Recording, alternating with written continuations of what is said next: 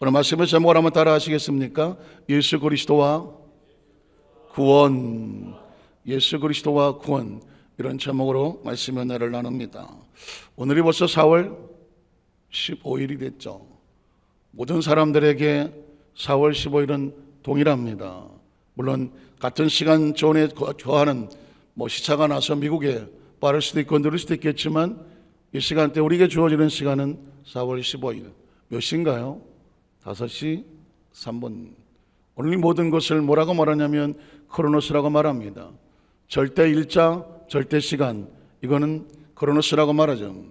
인간이 땅에 존재할 때 하나님께서 태초에 시간을 창조하셨을 때 모든 사람들은 시간 안에 있게 만들었습니다. 그것을 절대 시간이라고 말하죠. 크로노스라고 말합니다. 그러나 모든 사람에게 고난주간 특별 새벽 예배가 의미 있는 것은 아닙니다. 예수를 알지 못하는 사람들은 고난주간의 의미도 모르고 특별 새벽 예배도 의미도 모르고 가치도 모릅니다. 왜 그럴까요? 그들은 크로노스적인 존재이기 때문에 그렇습니다. 그들의 시간은 크로노스 시간입니다. 그런데 예수를 믿고 하나님 안에 들어오면 시간대가 달라지죠. 우리는 고난주간을 특별한 시간 카이로스라고 생각합니다. 한번 따라 하실까요? 크로노스, 카이로스. 앞으로 수도 없이 여러분의 귀에 못이 박히도록 이 고백을 할 겁니다. 한 번 더 따라 하실까요? 크로노스, 카이로스. 크로노스는 절대적인 시간이에요. 인간들의 시간이에요. 우리가 모두 다 갖고 있는 시간이에요. 그러나 하나님이 역사하시고 하나님이 운행하시면 시간대가 달라지고 공간의 의미가 달라집니다. 존재가 달라져요. 그걸 카이로스라고 말하는 것이죠. 오늘 특별 새벽 예배가 다른 사람들에게는 의미가 없습니다. 왜냐하면 크로노스적인 존재에게 하나님의 시간은 의미가 없기 때문이죠. 아니, 알 수가 없기 때문이죠. 하나님의 사람들은 전혀 다릅니다. 1년 동안에 우리 가운데 가장 중요한 고난주간 예수의 십자가를 묵상하고 그 십자가에 동참하고 십자가의 의미를 알고 십자가의 축복을 알고 부활을 준비하는 사람에게는 우리 신앙생활의 최고의 은혜와 축복의 시간인 줄로 믿습니다. 그러므로 크리스찬들의 마음속에 생각 속엔 철저하게 크로노스와 카이로스가 구별이 돼야 돼요. 예수님을 구주로 믿으시면 아멘 하시기 바랍니다. 예수를 믿지 않는 사람들은 크로노스적인 존재, 예수님 말씀하시기를 죽은 자들은 죽은 자들로 장사하게 해라. 크로노스적인 존재입니다. 너희는 나를 따르라. 너희는 뭘까요? 카이로스적인 존재, 예수를 구주로 믿고 하나님의 자녀가 된 존재. 그러니까 이 인식과 의식이 없으면 내가 예수를 믿어도 그냥 세상 사람과 같은 시간대, 같은 공간대 그들의 삶으로 적당히 섞여 살면서 자신의 존재의식을 전혀 모릅니다. 예수를 믿으면 가장 중요한 축복은 뭐냐? 자신의 존재의식이 회복이 되는 것입니다. 기억하십니까? 영접하는 자, 곧 그림을 믿는 자들에게는 누구의 자녀가 됩니까? 하나님의 자녀가 됩니다. 우리는 보통은 다 사람의 자녀들입니다. 사람의 자녀들은 다 크로노스적인 존재예요. 예수를 믿었는데 존재를 바꿉니다. 영접하는 자, 누굴 영접합니까? 말씀이 육신이 되어 우리 가운데 오신 예수 그리스도. 그런 말씀이었고 그 안에 생명이 있고 그 안에 빛이 있으며 그런 하나님이시더라. 만물이 그로 말미암아 창조되었습니다. 그 자기 땅에 왔지만 자기 백성 영접하지 않았습니다. 영접하지 않은 존재는 크로노스적인 존재라고 말하는 것입니다. 육신이요, 흙이요, 죽음이죠. 그런데 영접을 합니다. 누굴 영접합니까? 말씀을 영접합니다. 생명을 영접합니다. 하나님의 아들을 영접합니다. 하나님을 영접하는 자, 그 자녀에게는 뭐가 주어집니까? 하나님의 자녀가 되는 권세가 주어집니다. 사랑하는 성도 여러분, 구원이 뭘까요? 구원은 얻어먹는 게 아니고 뭐가 생기는 게 아니라 원래 우리의 존재적인 그 축복을 다시 회복하는 것입니다. 한번 따라 하실까요? 구원이란 우리 원래 모습을, 원래 정체성을, 원래의 본질을, 원래의 가치를, 원래의 신분을 뭐 하는 거다? 회복하는 겁니다. 십자가가 그렇습니다. 예수를 믿지 않는 사람들에게 십자가는 저주입니다. 여러분 묻습니다. 예수님만 십자가에 달렸나요? 아닙니다. 그 시대의 모든 범죄자들은 다 십자가에 달렸습니다. 다 십자가에 달렸습니다. 그들이 다 우리의 구원자가 되나요? 아닙니다. 그들은 크로노스적인 존재입니다. 육체적인 십자가에 달린 존재입니다. 아무런 우리에게 의미가 없습니다. 그러나 예수는 그가 달린 십자가는 범죄자의 십자가가 아니었습니다. 죄가 없으신 하나님의 아들이 우리의 죄를 짊어지시고 대속하여 가신 하나님의 십자가죠. 축복의 십자가죠. 은혜의 십자가입니다. 영광의 십자가입니다. 똑같은 십자가라도 그리스도적인 십자가가 있고 가르스적인 십자가가 있습니다. 예수의 십자가는 가르스적인 십자가입니다. 다시 한번 묻습니다. 예수님을 구주로 믿으시면 아멘 하시기 바랍니다. 이걸 어떻게 고백할 수 있을까요? 예수의 십자가를 크로노스가 아닌 카이로스로 바라보는 사람은 예수의 십자가를 통해서 자신의 존재의식을 발견하게 되는 것이죠. 우리 첫 번째 생각하고 싶은 것은 뭐냐면, 왜 예수가 십자가를 져야 했을까? 가장 기본적인 본질로 왜 예수가 십자가를 짊어지고 가야 했을까? 그 우리에게 이 저주와 심판이 가져온 본질은 뭘까? 여러분 잘 아시는 얘기지만 고난주간에는 다른 게 필요하지 않아요. 우리의 본질로 돌아가요. 가장 기본적인 본질로 돌아가고 묵상하고 정체성을 다시 회복하고 품어야 됩니다. 우린 첫 번째로 에덴의 심판으로 인한 죄인으로 전락한 것입니다. 아까 제가 말씀을 드렸습니다. 구원이란 뭐냐? 우리의 원래 모습을 회복하는 것이다. 그러면 원래 모습이 무엇인지 알아야죠. 원래 모습이 왜 어떻게 훼손이 됐는지를 알아야 되죠. 왜 원래의 모습을 잃어버린 존재로 전락했는지를 알아야 되지 않겠습니까? 그래야 그 속에서 나올 수 있는 것이죠. 오늘 성경에 보면 에덴의 심판으로 인해서 죄인의 전락인데, 원래 하나님은 자기 백성을 죄인으로 창조하지를 않았습니다. 하나님께서 천지 창조하신 축복된 존재의 모습을 창세기 1장 26절 28절은 이렇게 기록합니다. 하나님이 이르시되 우리 형상을 따라 우리 모양대로. 관심 있으십니까?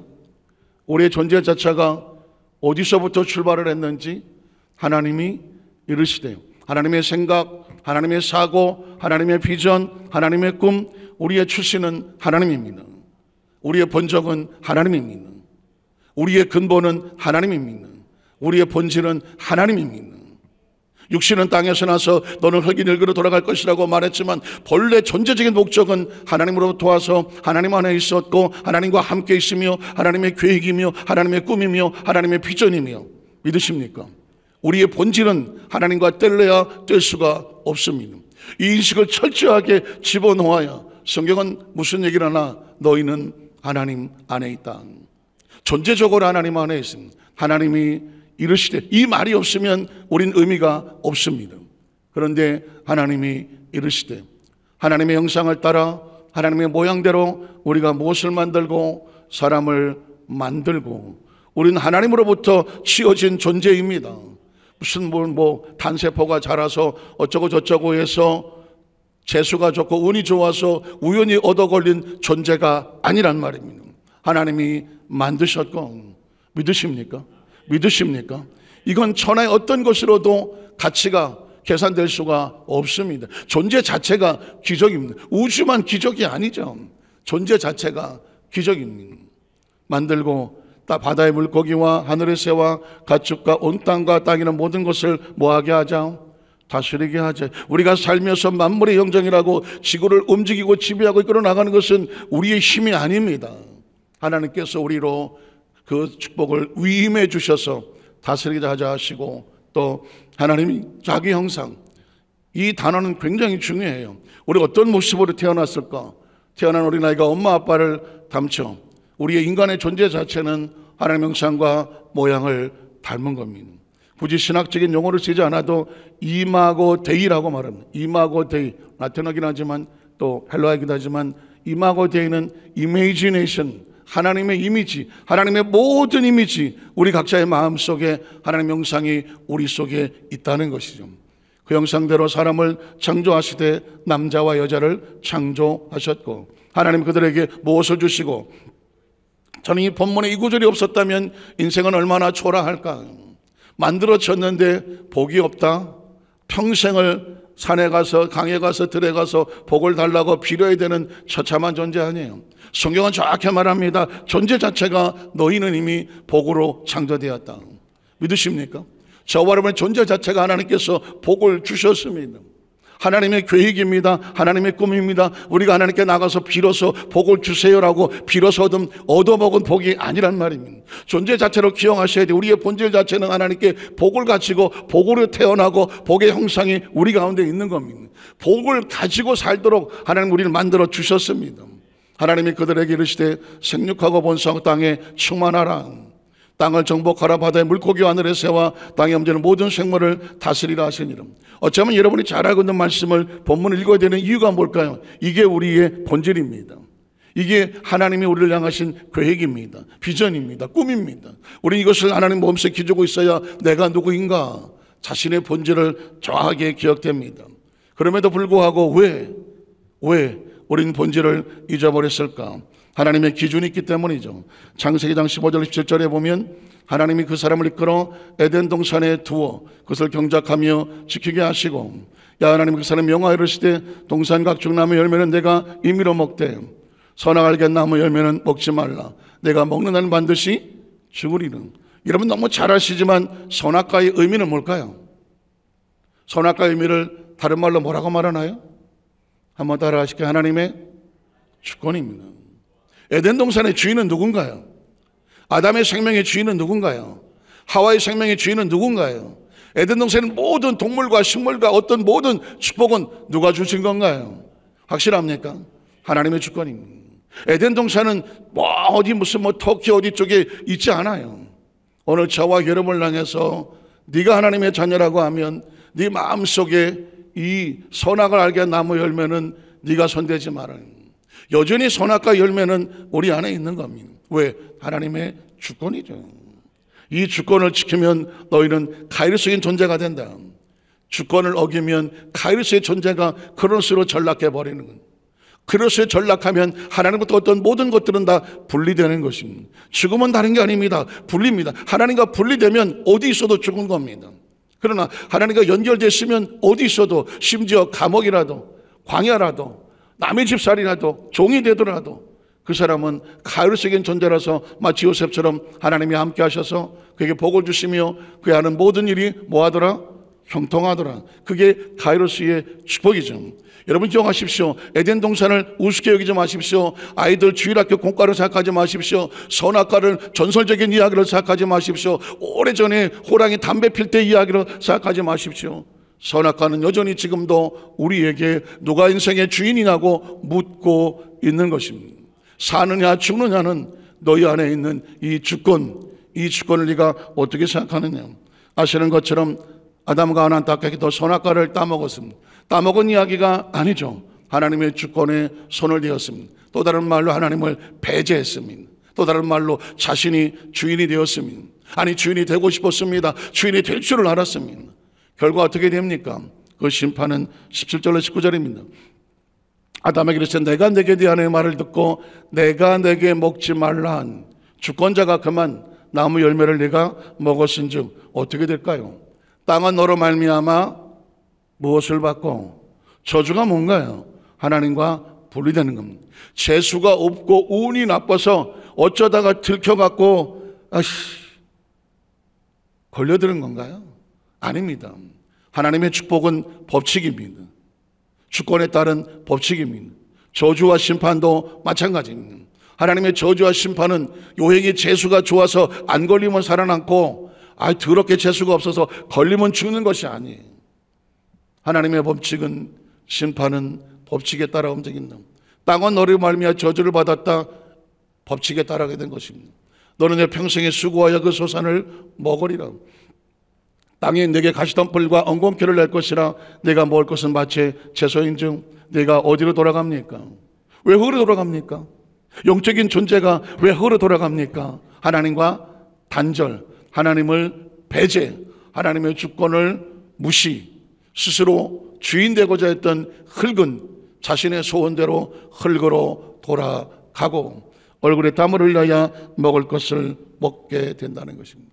존재적으로 저와 여러분이 신앙고백, 사도신경 신앙고백하고 예배의 의미, 찬양의 의미, 기도의 의미, 모든 감사 예물의 의미, 11조의 의미, 주일 성수의 의미, 한마디로 말하면 하나님의 주권입니다. 나의 나를 함부로 너희가 하지 마라. 나의 물질을 함부로 너희가 취급하지 마라. 심지어 나의 이름을 함부로 부르지 마라. 나 외에 다른 것 앞에 절대로 무릎 꿇고 절하지 마라. 하나님의 이름조차도 함부로 취급하지 마라. 십계명에 흐르고 있는 처절한 하나님의 마음은 하나님의 주권입니다. 이 주권을 붙잡으면 살고 주권을 놓치면 죽는 겁니다. 이 고난 주간의 가장 중요한 의미는 하나님의 주권입니다. 그가 왜 고난을 당하시나요? 할 수 있으면 이 잔을 내게서 옮겨달라고 몸부림쳤던 예수 그리스도가 왜 그 처절한 십자가를 향하여 걸어갑니까? 그 채찍질을 향하여 스스로 몸을 갖다 댑니까? 저 골고다를 향하여 뻔히 보이는 십자가, 뻔히 보이는 저주의 면류관, 뻔히 보이는데 왜 그 길을 선택하고 마치 도살장에 끌려가는 양과 같이 가나요? 이유는 하나입니다. 내 뜻대로 맛이 없고 누구의 뜻대로? 아버지의 뜻대로 되기를 원하나이다. 강제로 끌려가는 것이 아니라 자신의 뜻을 내려놓고 주권이 철저하게 누구에게 있어요? 아버지에게 있음을 고백하고 그리고 믿고 가는 겁니다. 그러면 두 번째로 하나님의 구원은 어떻게 우리에게 약속이 되었을까요? 우리 아시겠지만 성경은 여자의 후손이라는 표현을 씁니다. 창세 3장 14절로 15절에 보면 야훼 하나님 뱀에게 이르시되 내가 이렇게 하였으니 내가 모든 가축과 들의 모든 짐승보다 더욱 저주를 받아 배로 다니고 살아있는 동안 흙을 먹을지니라. 내가 너로 여자와 원수가 되게 하고 네 후손도 여자의 후손과 원수가 되게 할 것이다. 한번 따라 하실까요? 여자의 후손, 여자의 후손, 여자의 후손. 아주 신학적으로 중요한 단어입니다. 여자의 후손은 아시겠지만 그 당시 모든 문화는 남자의 후손입니다. 그러나 여자의 후손이라고 필히 썼다고 하는 얘기는 동정녀를 통해서 탄생할 메시아의 약속입니다. 그러니까 성경 속에 가장 처음 등장하는 구원의 약속, 그것은 여자의 후손입니다. 여자의 후손을 통해서 어떻게 한다고요? 내 머리, 뱀의 머리, 마귀를 상하게 할 것이고 너는 그의 발꿈치를 상하게 할 것이다. 그가 십자가에 달리게 할 것이지만 그것을 심판하신 분은 예수 그리스도임을 우리에게 예언하는 것입니다. 이사야 7장 14절을 보면은 그러므로 또 예언되기를 그러므로 주께서 친히 징조를 너희에게 주실 것이다. 보라 처녀가 잉태하여 여자의 후손이죠. 아들을 낳을 것이요 그 이름을 뭐라고 부른다? 임마누엘. 이사야 53장 6절은 7절로 나옵니다. 우리 나 양 같아서 그렇게 행하게 제 길로 갔거늘 야훼께서 우리 모두의 죄악을 그에게 뭐 하셨다? 담당시키셨다. 그러니까 이 고난의 주간에 기억할 것은 예수의 십자가의 고난은 철저하게 하나님의 주권 안에서 그 주권을 손댄 것에 의한 상처와 아픔과 법칙에 따른 심판, 그러나 하나님 주시는 예언의 구원의 약속, 메시아 약속, 여인의 후손, 보라 처녀가 잉태의 아들을 낳을 것이다. 예수를 향하여 초점되고 있는 메시지, 결국 어떻게 됐을까요? 마태복음 1장 20절에 보면 예언대로 여자의 후손이 태어납니다. 이 일을 생각할 때 주의 사자가 현몽하이르되 다윗의 아선 요셉아 네 아내 마리아 데리기를 무서워하지 말라. 그 잉태된 자는 어떻게 된 거예요? 보라 처녀가 잉태하여 아들을 낳는데 처녀가 어떻게 잉태를 하는가? 이렇게 말합니다. 성령으로 우연히 어쩌다가 아니라 이미 에덴 동산에서 하나님께서 여자의 후손 이사야의 보라 처녀가 잉태하여 예수가 예언의 약속대로 성령으로 잉태되어 우리 가운데 오신 것이죠. 계속 이어볼까요? 이 아들을 낳을 이름을 예수라. 이는 그가 자기 백성을 그들의 죄에서 뭐할 자다? 구원할 자. 그래서 예수라는 이름은 반드시 뭐가 따라와요? 구원이 뭐예요?